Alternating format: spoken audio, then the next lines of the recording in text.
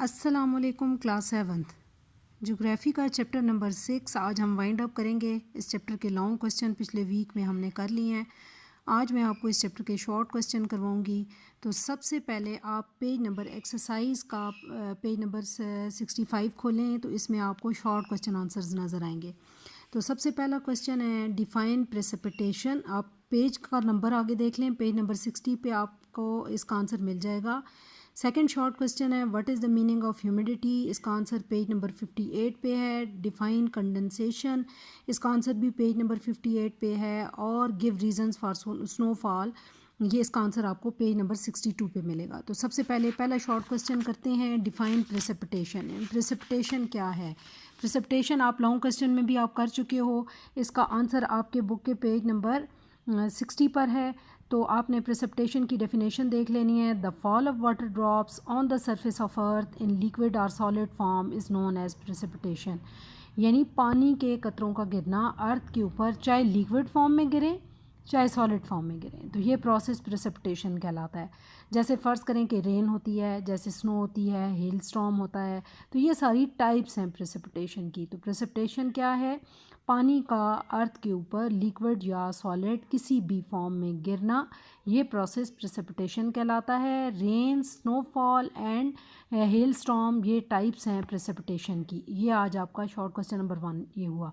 उसके बाद हम शॉर्ट क्वेश्चन नंबर 2 देखते हैं। शॉर्ट क्वेश्चन नंबर 2 है डिफ़ाइन ह्यूमिडिटी। ह्यूमिडिटी क्या है? इसका आंसर आपको पेज नंबर 58 पे मिलेगा।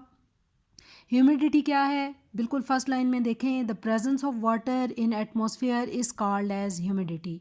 यानी इसको उर्दू में कहा जाता है नमी। एटमॉस्फेयर के अंदर पानी की मौजूदगी, ये ह्यूमिडिटी या नमी कहलाती है। The quantity of water vapour varies in atmosphere. जो पानी की मिकदार है, पानी की एटमॉस्फेयर के अंदर मिकदार, वो उसकी वेरी करती रहती है, एक जैसी नहीं होती। The water from sea, lakes and river continuously enter in atmosphere by the process of vaporation. ये पानी एटमॉस्फेयर में कहाँ से आता है? सी, लेक्स, रिवर्स कॉन्टीन्यूसली जब सन रेज उन पे पड़ रही होती हैं तो वहाँ का पानी वेपोरेट होकर एटमॉस्फेयर में वक्तन फ़वक्तन जाता रहता है। इन atmosphere this water is in the form of gas. और एटमॉस्फेयर के अंदर ये पानी गैस की सूरत में मौजूद होता है। तो मेन आपने डेफिनेशन देनी है ह्यूमिडिटी की। The presence of water in atmosphere is called as humidity. यानी हवा के अंदर या माहौल के अंदर जो पानी की मौजूदगी है उसको हम ह्यूमिडिटी कहते हैं। उसके बाद आप शॉर्ट क्वेश्चन नंबर 3 देखें तो वो है डिफ़ाइन कंडेंसेशन। कंडेंसेशन क्या होती है? कंडेंसेशन बेसिकली ये एक प्रोसेस होता है जिसमें वाटर वेपर जो एटमॉस्फेयर के अंदर मौजूद होते हैं वो रेनफॉल के अंदर चेंज हो जाते हैं, यानी वो बारिश बरसाते हैं। वो वाटर वेपर जो एटमॉस्फेयर के अंदर मौजूद हैं वो क्लाउड्स फॉर्मेशन करते हैं और उसके बाद बारिश होती है। तो अगर आप देखें कि इन दिस प्रोसेस, ये इस लाइन पे इसका आंसर थर्ड लाइन पे इसी पेज 58 पे मौजूद है। In this process water vapours turn into rainfall, कि ये एक ऐसा प्रोसेस है जिसमें वाटर वेपर बारिश में चेंज होते हैं। If temperature of atmosphere decreases, अगर एटमॉस्फेयर का टेम्परेचर गिरे, its capacity to absorb water vapours also decreases. तो इसकी हवा की जो कैपेसिटी होती है या माहौल की जो कैपेसिटी होती है पानी को एब्जॉर्ब करने की, वाटर वेपर्स को एब्जॉर्ब करने की, वो भी डिक्रीज़ होती है। And at a particular temperature, और फिर टेम्परेचर के एक ख़ास लेवल के ऊपर कंडेंसेशन जो प्रोसेस है वो हवा के अंदर शुरू हो जाता है। Condensation starts in air. तो कंडेंसेशन बेसिकली है क्या?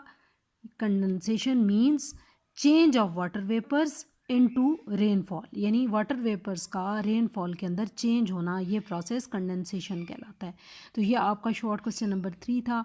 अब हम देखते हैं कि शॉर्ट क्वेश्चन नंबर 4, उसका आंसर पेज नंबर 62 पे दिया गया है। पेज नंबर 62 देखें, वो हमने लॉन्ग क्वेश्चन में भी किया है। Give reason of snowfall. Snowfall क्यों होती है? तो स्नोफॉल वाली हेडिंग में देखें, इसमें लिखा हुआ है कि humid air reach the point in atmosphere where the temperature is even below freezing point, the water vapour instead of turning into droplets turn into snow. कहते हैं कि जो नमी वाली हवा होती है या पानी वाली हवा होती है वो एटमॉस्फेयर के अंदर एक ख़ास टेम्परेचर के अंदर, वो ख़ास टेम्परेचर कौन सा टेम्परेचर होता है कि टेम्परेचर जो है वो फ्रीजिंग पॉइंट यानी 0 डिग्री सेंटीग्रेड से बिलो होता है। तो 0 डिग्री सेंटीग्रेड से बिलो टेम्परेचर पर जब ये एयर एटमॉस्फेयर के अंदर पहुंचती है तो इस एयर के अंदर जो मौजूद वाटर वेपर्स हैं वो ड्रॉपलेट्स यानी पानी के कतरों में चेंज होने की बजाय स्नो में जो है वो तब्दील हो जाते हैं, स्नो बन जाते हैं और into frozen crystals of snow, या फिर उसके बिल्कुल क्रिस्टल्स बन जाते हैं स्नो के। The snow blocks are very light, और ये इतने बहुत हल्के होते हैं। They fly in air and eventually fall on earth in the form of snow. ये हवा में उड़ते रहते हैं पहले, और फिर आहिस्ता आहिस्ता वक्तन फ़वक्तन अर्थ के ऊपर स्नो की फॉर्म में गिरते हैं। तो ये इसकी रीज़न है, यानी स्नोफॉल क्यों होती है कि जो नमी वाली हवा एटमॉस्फेयर के अंदर एक ख़ास टेम्परेचर कौन सा टेम्परेचर, बिलो फ्रीजिंग पॉइंट वाला टेम्परेचर, वहाँ पे पहुँचे तो जो इस नमी वाली हवा के अंदर पानी के कतरे हैं वो स्नो में चेंज हो जाते हैं। और ये जब क्रिस्टल्स कंबाइन होते हैं, बिल्कुल ये जो स्नो के ब्लॉक्स होते हैं बिल्कुल लाइट होते हैं, लाइट इन वेट होते हैं, हवा में उड़ते रहते हैं, और फिर आहिस्ता आहिस्ता वक्तन फ़वक्तन ये अर्थ के ऊपर स्नो की फॉर्म में गिर जाते हैं।